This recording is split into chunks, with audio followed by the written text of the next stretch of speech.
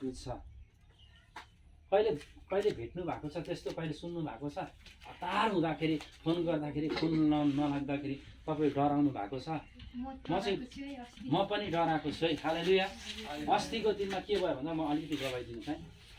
Accident परिसकेको छ, त्यो व्यक्तिलाई फोन गर्दाखेरि 20 चोटि फोन गरेँ, रिसिभ गरेन। मलाई भित्रबाट भयो ला त्यो मान्छे त मरेन अनि भयो, भित्रबाट डरको आत्माले काम गर्यो। तर प्रभु स्टिल हुनुहुन्थ्यो अनि मलाई चाहिँ यस्तो भयो, उतावल भयो।